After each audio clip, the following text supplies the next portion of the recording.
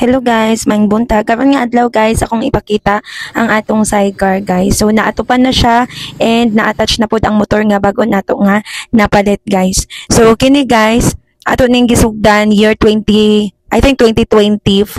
pa nato ni siya gisugdan og paayo ang sidecar. Pero anam-anam ra jud siya guys pag maka-budget mi saka pa namo matrabaho. Tungod kay ang budget guys, naman gud pud may mga gimbuhaton og naapod may mga invisan, so gina-priority. So kung naalang may extra nga money dito na mo mapunta sa sidecar. Usang nga rason jud siya guys kay kining sidecar guys mao jud ni ang amo ang number 1 nga transportation, labi na kung madala namo ang mga bata magsimpa, manglaag mi, banding namo kauban ng akong pamilya. So kung mag-travel may kauban akong family, usa jud ang sidecar ang among transportation. So una na mong gilantaw guys ang safety kanamo. So kung among ang transportation daot siya, so dili safety ang amo ang pag-travel. So daghan naman gud kung guba-guba atong motor tungod kay dugay na ba. And then so mao tong naka-decide mi nga magpalit og bag-o nga i-attach para pud sa safety sa amo. So mao ni siya ang sa una guys, makita jud nimo nga dugay na jud kay siya. So actually guys, kini nga sidecar, motorsikla jud ni siya dayon gihimo nga sidecar sa akong bana tungod kay atong panahona wala jud laing source of income nga amo ang makuha. So mo ni among gigamit usa nga nagbuhi sa amo na amo na mo ang source of income. So karon guys, amo ang naa naman po yung mga blessings nga ginagmay nga makapatrabaho na pud mi ani. So amo jud ni siyang gibudgetan. So gasya sa Ginoo guys, kay tanan butang nga moabot sa atoa wala man jud atoa, iya man jud na sa Ginoo. So dako kay ang pagpasalamat sa Ginoo nga gipiyala na sad mi sa iya og panalangin nga makapatrabaho mi ani tungod kay kining mga ingani nga butang bisan tuod og mukaon man jud siya og kwarta jud siya. So salamat sa Ginoo nga taganig panalangin nga makapaayo-ayo mi ani nga sidecar.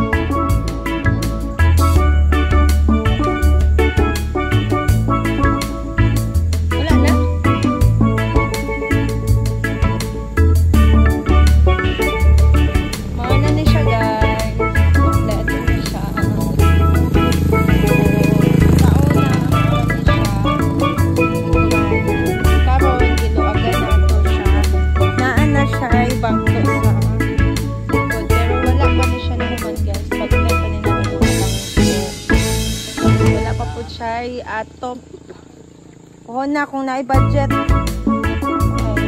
ngita patag-budget ani siya guys. Di maglihat ha kay dala na ako.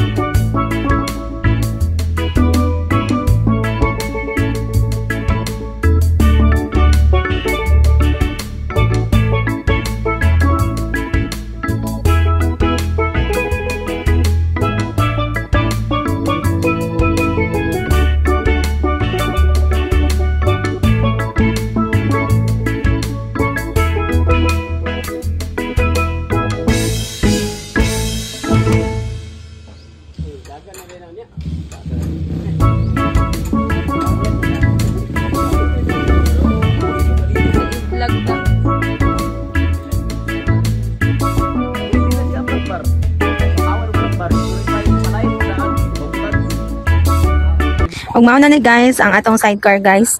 So testingan na ni siya og padagan guys. So mao din ni ang atong nagtrabaho guys si Terso. So 20 years na ni siya nga bodybuilder sa sidecar.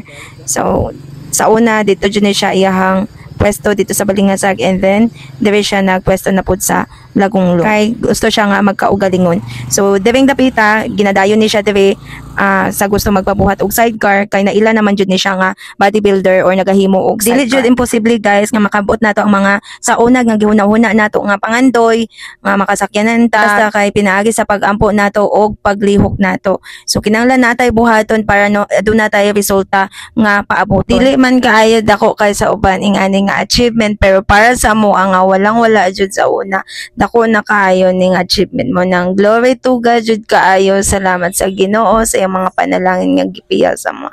Mabata kong video. Salamat sa pagtan-aw. Bye.